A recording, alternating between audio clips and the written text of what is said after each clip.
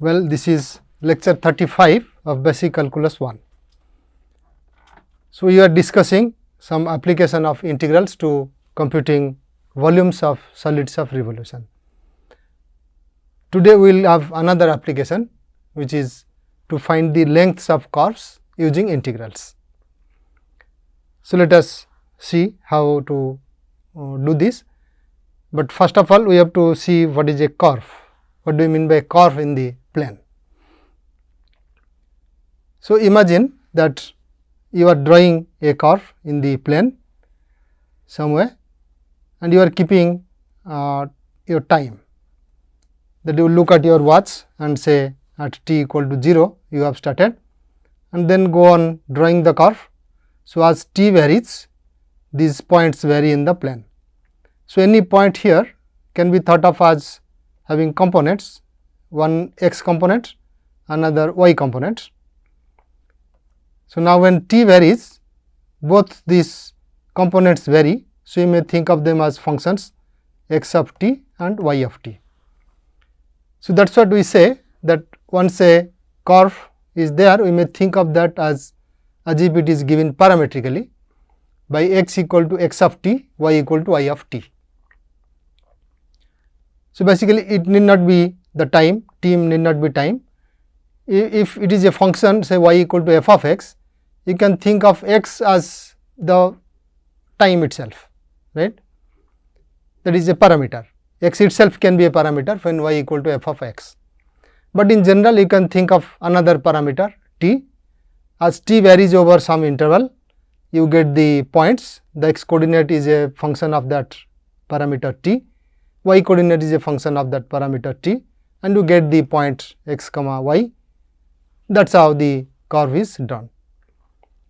So, let us see that, let us assume that C is a plane curve given parametrically by x equal to x of t, y equal to y of t.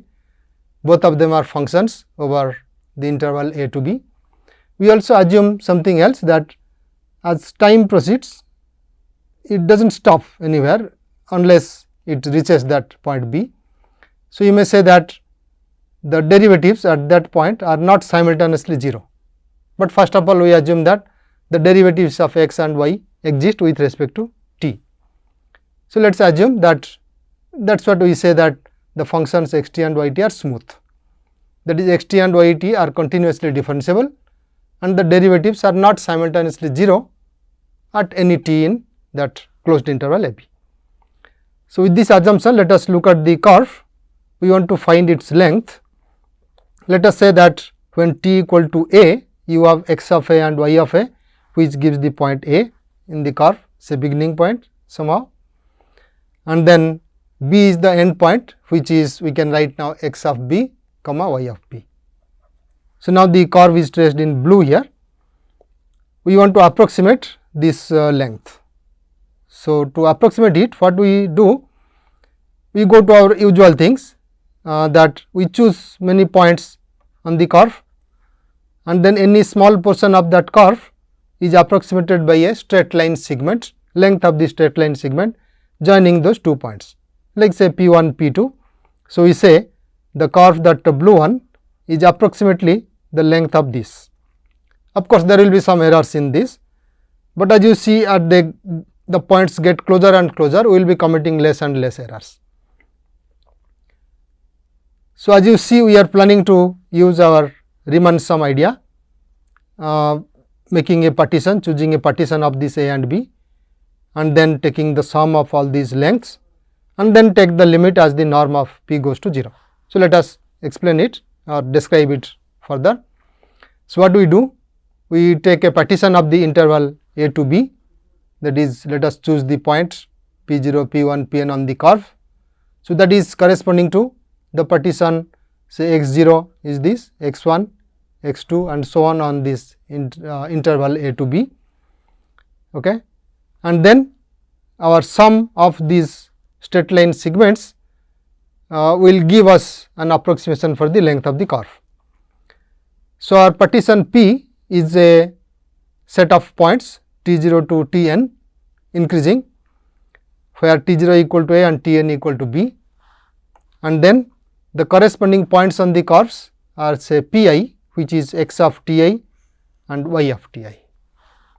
So, now how to get the length of one point p I minus 1 to p I. So, at p I minus 1 we have the point x of t I minus 1, y of t I minus 1, and p I is described as x of t I, y of t I. So, it is just the straight line segment, and we want to find the length of this straight line segment p I minus 1 to p I. So, that length, as you know, it is x of t I minus it is some p I to p I. So, you take its x component, take its y component. So, this is x of t I minus 1, this is x of t I. So, we want to find this length, hypotenuse. So, it is x of t I minus x of t I minus 1 square plus y of t I minus y of t I minus 1 square root. That is the length of the line segment.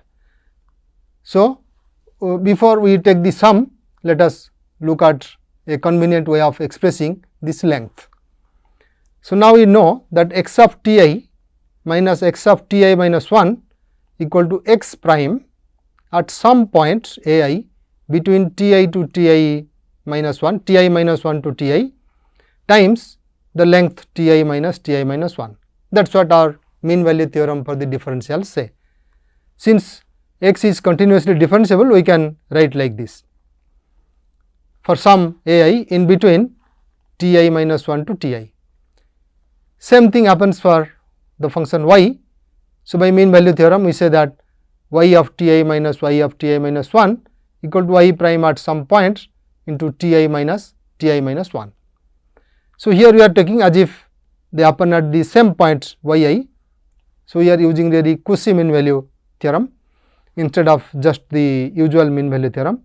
So, that in both the functions we can choose the same point a I, right, inside the interval t I minus 1 to t I. So, that this difference both the differences can be expressed as their corresponding evaluation of the derivatives times the length t I minus 1. Okay. So, it means x prime means this prime is really with respect to t. Similarly, y prime means its derivative with respect to t. Okay. So, in fact, you can also instead of Cauchy mean value theorem, if you use the usual mean value theorem, you may take this at some other point, possibly we do not know for the same point a I or another point, let us call b I. So, that is also okay, evaluated at b I. Okay. Then what happens when you take the any particular length. So, that is x prime a I square plus y prime b I square root times t I minus 1, even if you take b I instead of a I. So, because this square x of t I minus x of t I minus 1 square will be x prime a I square times t I minus 1 square. Similarly, this one is y prime b I square t I minus 1 square. Now, when you substitute in the length formula, you get x prime a I square y prime b I square and this t I minus 1 squared and again square root. So, that goes out, it becomes t I minus 1. This is the sum we get, it is sum of all the line segments approximating the length of the curve. And this looks like a Riemann sum now with the choice of points as our p I, which is it is p I minus 1 to p I some other point, let us say p I prime. So, that is a I comma b I, right. So, at that point we are evaluating this. So, it looks like a Riemann sum now. Therefore, when the norm of the partition, that is maximum of length of t I minus 1 to t I, that line segment, that goes to 0, this should give us an integral. Okay. Let us look at that. So, now define the norm of P, norm of this partition as maximum of t I minus 1. So, as this norm approaches 0, we see that the earlier Riemann sum, which was square root of x I x prime at a I square y prime at bi square root into ti minus 1. So, in the limit it becomes an integral. So, we have integral a to b square root of x prime t square y prime t square dt. So, this we are going to define as the length of the curve C. Okay. So, that is how we formulate the length. We say that this is length of the curve, that this integral is really length of the curve. So, let us summarize what we have done. Suppose the curve is given in the form y of x of t and y of t with a parameter t, where t varies from a to b. Then its length can be expressed as a to b, where this is really integration in t square root of this. Now, we take a particular case, say y is a function of x. So, once y is a function of x, your x prime t plus y prime t dt now can be, we can write this y prime t as dy by dt square, and this is dx by dt square. So, you can think of them as differentials. In that case, it is really a fraction, right. So, this dt square and square root, they cancel with dt. You can write that as square root of dx square plus dy square, that also you can write, fine. Or if you divide by dx multiplied by dx, then this becomes dx by dt. So, you can take that to be 1, and this becomes dy by dt divided by dx by dt, which is dy by dx, that gives y prime x. So, we can also express that in this form. When y is a function of x, you can express it as integral a to b square root of 1 plus y prime x square dx. Now, this x, it is not really a and b, these limits are for x, not for t now. So, it is better to write say c to d, where when t varies from a to b, x varies from c to d. If that is so, then that will be the integral, fine. So, you may think of this length as integral say c to d square root of 1 plus y prime square dx. So, here when t equal to a, x must be equal to c, and when t equal to b, x must be equal to d. That is how you can also look at the integral or the length of the curve. Okay, so, let us use that differential notion again and see how does it look. See, inside the integral, it is integral a to b of this dt. So, you can think of this whole thing as a differential. Okay. So, let us write it as ds, as if the s is the length of the curve. So, it is ds. Then, in a simpler way, you can write the length of the curve as a to b dst, where t varies from a to b. Now, s is a function of t, it is like length starting from this place t equal to say a. So, when you go to this place, say some arbitrary t, then this length is equal to s of t. So, you can think of it as d of s of t, that is by fundamental theorem it will be s of t, right, and s at b is to be evaluated. That is how differential form takes care of the length. Okay. So, or you can think for any tau really, for any point t equal to tau starting from a. So, you can think of this as s of tau, and s of tau you can express as a to tau s of t dt, which is a to tau square root of x prime t square plus y prime t square dt. But this is useful when you want to express that length as a function of t. At any point t equal to tau, this will be the length starting from the beginning of the curve, which corresponds to t equal to a point. Okay. That is how this formula can be seen. Okay. So, again if you look at the differential, we may write ds equal to square root of 1 plus y prime square dx, because that is simply x prime square plus y prime square dt, which we can also express this way, that is ds. So, s as a function of the tau or say alpha, will be integral a to alpha s of x dx, s of t dt in that sense. But now, if you want to express in terms of x, and if there is confusion, you write that as c, x starts from c, let us say. So, c to alpha, this way also we can express. There are various ways we can express the same length of the curve as a function of, if y is given as a function of x, then this is the formula.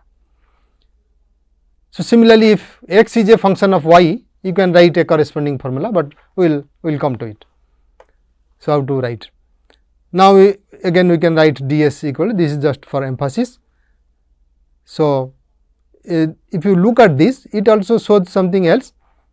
This is the a small length in the curve, right. So, say portion of the curve, so ds. So, that you can now see as square root of dx square plus dy square, if you think of this. So, this is really dx and this is really dx and this is dy. So, you may think of this hypotenuse, which is square root of dx square plus dy square. So, that shows clearly that ds equal to square root of dx square plus dy square. That means, the curve length of the curve has been taken by the approximate length, which is joining the chord or secant of the curve, joining those 2 points, close by points. Okay. So, this shows directly that the length of the small portion of the curve has been approximated by the length of the corresponding secant. So, anyway, these are just different ways of looking at the same formula. So, all that we have is the direct formula. If it is given in terms of t and t varies from a to b, then you can express as integral a to b square root of x prime square plus y prime square dt, where this prime means differentiation with respect to t. Or if y is given as a function of x, then you can see as integral c to d, where x varies from c to d corresponding to t varies from a to b, of square root of 1 plus y prime x square into dx. Okay, so, let us apply this to one of the examples, see how we compute the length. So, first of all, let us verify that our length, the way we have formulated abstractly, is really matching with some known curves. Let us say C is the circle of radius r centered at AB.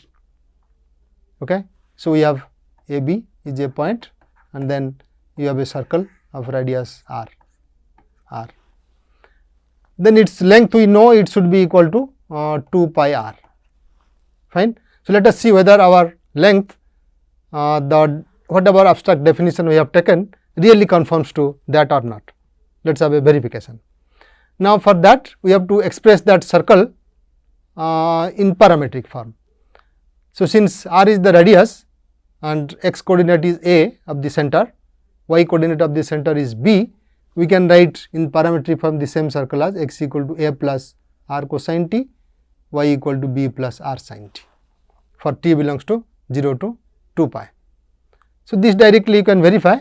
If you take x square plus y square, that will be equal to a square plus b square, that is difference from that center, so that will be equal to r square. That is, you take any x y. So, now you have a b. So, somewhere the origin is. So, you go to a b now, that point, and then any point here is really r cosine t, r sin t had it been the origin. So, it is a shifting of the origin. Since at the origin you take any circle, it is parameterized by cosine t sin t, any point here. If this is your t, the angle, then this is cosine t sin t. Therefore, when you shift the origin, any corresponding point on the circle, given circle, will be written as x equal to a plus r cosine t, b equal to r sin t, b plus y equal to b plus r sin t, where t is that angle. So, it varies from 0 to 2 pi. That is the parametric form of this given circle. Okay. With this given circle, now we know that t varies from 0 to 2 pi. Okay. Then we go for the computing the length of the curve. For that we need x prime t, y prime t. So, x of t is a plus r cosine t, that gives x prime t equal to minus r sin t. A is a constant, so that gives 0. y prime t equal to b is a constant, so 0, it is r cosine t. Therefore, when you take the square root of this is really r square sin square t, this is r square cosine square t. So, when you take the sum of the squares and square root, you would get r. Therefore, the length of the curve is integral 0 to 2 pi square root of x prime t square plus y prime t square dt, that gives 0 to 2 pi r times dt, and that is 2 pi r. So, it really conforms with whatever formula we are having for the circle case. Let us take some other examples. Okay. So, this is another example. Find the length of the curve y equal to 4 root 2 divided by 3 times x to the power 3 by 2 minus 1. So, here y is given as a function of x. This is traced when x varies from 0 to 1. So, if you want to convert it to parametrically, your parametric equation will be x of t equal to t itself, that is x really, and y of t equal to this function. In terms of t now you will write, so 4 root 2 by 3 t to the power 3 by 2 minus 1, right. So, our parameter t is x itself when y is a function of x. Therefore, when you go to x prime t, that becomes 1 and y prime t becomes really dy by dx. That is how we got that formula, earlier formula of square root 1 plus y prime x square dx, and x will of course vary from 0 to 1, that is our t. Okay, so, let us apply that. Now, we need y prime x. So, we differentiate y to get it is 4 root 2 by 3 into 3 by 2 into x to the power half. So, that 3 gets cancelled and this becomes 2 root 2. So, it is 2 root 2 times x to the power half, minus 1 gives 0, that is y prime x. So, the length of the curve is integral 0 to 1, x varies from 0 to 1, square root of 1 plus y prime square, this square root we have to take. So, now what is y prime square? Once you take y prime square, that is equal to 1 plus 2 root 2 square is 8 and x to the power half is x. That is how we get square root of 1 plus 8x and dx. Okay. So, the formula we are applying is, it is x varies from a to b, 1 plus y prime x square dx, because y is a function of x. So, now it is a matter of integration. So, in this integration you substitute 1 plus 8x equal to u. So, it is u to the power half and then du, u equal to 1 plus 8x. So, du equal to 8 dx, right. So, dx equal to 1 by 8 du. So, you have 1 by 8 and it is square root of u. So, that gives u to the power 3 by 2 by 3 by 2, which is 2 by 3, 1 plus u 8x to the power 3 by 2. So, integral is correct and this is to be evaluated at 0 and 1 and subtracted out. So, at 0 and 1 you subtract and see that it simplifies to 13 by 6. So, that is how we are going to evaluate the length of curves.